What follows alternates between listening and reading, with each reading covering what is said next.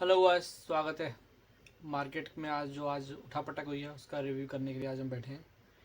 Nifty में 22,000 के level बहुत क्रिटिकल लेवल थे। ये देखिए आप, इसके नीचे खुला लेकिन क्लोजिंग ऊपर दी है। तो आज जो सेंटीमेंट ख़राब हुए हैं, एक बाइंग के मौके थे पॉइंट जो कि लग रहा था कि डबल है, क्योंकि ट्रम्प का नाटक है, ऐसे ही रहता है कि नीचे जाएंगे क्योंकि उसका भी पोर्टफोलियो है ना, उसको भी तो करना है। जब किसी के पास पावर है कि कुछ भी कर सकता हूँ मैं पोर्टफोलियो के ऊपर नीचे, तो क्यों नहीं करेगा, वो मौका लेगा। किसी को अगर पावर है कि call option put option by कर सकता, तो आपके पास नहीं कर लोग लेके जाओगे, वैसे ही हिसाब है कुछ। तो अगर यहाँ 22,000 के नीचे अगर क्लोजिंग हो गई तो आप एग्जिट कर सकते हो। अगर प्रॉफिट हो रहा है, नहीं हो रहा है तो कुछ जिसमें भी हो रहा है हो छोटा मोटा, उसको काटो उस सौदे को। फिर ये नई गिरावट के लिए तैयार हो रहा है मार्केट। जो कि हमारा विचार था कि मार्च लास्ट होगा, गिरावट उससे ज़्यादा नहीं होगा। अब वो जो चीज़ है ट्रम्प के माहौल के हिसाब से बदल रही है। तो आप ये लास्ट होप है, अगर ये 22,000 के नीचे अगर क्लोजिंग नहीं देता है, जो आज बॉटम बना है, ये देखिए आप, वीकली भी रिट्रेसमेंट आ रहा था, वही ख़त्म सा हो गया। अब यहाँ तो इसको 22,000 के एक डिप लेके रुक के यहीं पर रुकना चाहिए, कुछ टाइम नीचे नहीं जाना चाहिए। नीचे गया अगर कल ही कल, तो एक अच्छी गिरावट के लिए ये देखिए एक सपोर्ट लाइन बन रही है यहाँ पर। 21,000 के आसपास तक जाएगा अगर इसके नीचे निकला तो एक बार। ठीक है, तो इन पोजीशन के साथ आप बाइंग बनाना। जैसे आज काफ़ी सेक्टर्स में हम बात करेंगे किस किस में मौके आए थे, और हम बात कर लेते हैं इसी में बैंक निफ्टी। बैंक निफ्टी में क्या हुआ आज बैंक निफ्टी में, जो कि कम था, ये देखिए अभी पुराने लो है इसके पास, अभी नहीं आया है 47,800 के आसपास। अभी ये 2,000 पॉइंट की दूरी है, तो इसके पास जगह है अभी। लेकिन ये वीक नहीं होगा क्योंकि आईटी की वजह से वीकनेस आई थी जो आज मोस्टली आई है, और रिकवरी भी अच्छा ही है। तो अगर किसी को नई पोजीशन बनानी है, पोर्टफोलियो में डालना है, तो यहाँ एक छोटा सा जंक आज सुबह डालना था, नहीं डाला है तो वेट करो, अब नहीं लेना। सुबह काफ़ी अच्छे लेवल्स आए थे आपके IRFC में, इन्फोसिस में, काफ़ी अच्छे अच्छे सब स्टॉक्स में आए थे। तो अब नहीं लेना है, अब कल वेट करेंगे। आज दोबारा धमाका करेगा, कुछ करेगा रात में, अगर 7 तारीख की रात को, तो फिर कल मौका आएगा। तो फिर अगर उस लो के आसपास फिर आता है, फिर वहाँ स्टॉक्स में बाइंग करेंगे हम। और वहाँ नहीं आता है, यहीं आसपास खुल के ऊपर जाने लगता है, तो यहीं बाइंग कर लेना आप। थोड़ा सा एक पोर्टफोलियो में 10-20% डालने का टाइम अभी दोबारा है। ठीक है, अब हम स्टॉक्स की बात कर लेते हैं। निफ्टी, बैंक निफ्टी के लेवल्स तो आपको दिख गए, ये रेंज है। बैंक निफ्टी में नीचे की जगह है अभी थोड़ी सी।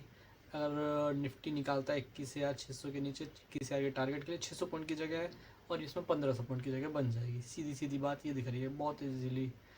आज जो टाटा टाटा सेगमेंट टूटे हैं वो तो ठीक है, हम बात करने वाले हैं स्टॉक्स में इन्फोसिस की। देखिए इन्फोसिस एक अच्छी रेंज बनाता है, 2,000 का हाई बना के एक अच्छी रेंज निकाली है इसने। ये इसका सपोर्ट रेंज था 1,200 से लेकर 1,300 के बीच में, कहीं भी सपोर्ट लेता है तो बाइंग की अपॉर्चुनिटी है। 1,400 एक सपोर्ट रेंज था, उसके नीचे ही खुला। 1,400 के बाद 1,350, उसके भी नीचे खुला। थर्ड था 1,300, अब 1250। मैंने यहाँ 1,300 के आसपास बाइंग पोजीशन बनाई थी। 1,300 नहीं आया, इतना नीचे नहीं आया, ठीक है कोई बात नहीं है, फिर निकल गया। अब मैं यहाँ नहीं लूँगा इस पोजीशन पे। ठीक है, जैसे अगर मुझे इसमें बनानी आई में बनानी तो है ही है कि हाँ 2,000 का स्टॉक तुरंत 3-4 महीने में ही, वो हफ्ते में ही, 3-4 हफ्ते में ही अच्छा खासा ब्रेक हो गया है। तो ये सिर्फ ट्रम्प का मैनिपुलेशन टाइप का है, कुछ नहीं है। और आप इसमें बनाओ, यहाँ डालो 10-20%, फिर वेट करो। अगर इसके ऊपर निकलने लग जाए, 1400 के ऊपर टिकने लग जाए, फिर 20% और डालो। ठीक है, नहीं टिक रहा है, नीचे आ रहा है, तो 1,200 के आसपास 50% और डालो। में फिर चुप बैठ जाओ, 1,200 के नीचे मत लेना, ज़्यादा वीकनेस आ रही है, जाने दो, फ्री फॉल होने दो। फिर 800-700 अगर कुछ करता है, जैसे कोविड जैसा टाइम, कुछ भी हो सकता है, ट्रम्प कुछ भी पॉलिसी से हुआ होगा, फिर बस एक अच्छी न्यूज़ आई और ये सब तेज़ी से ऊपर भागने स्टार्ट कर देते हैं। तो इस हिसाब से आईटी में बाइंग आ रही है और किसी में नहीं आ रही है। आईटी अच्छे अब करेक्ट हुए हैं।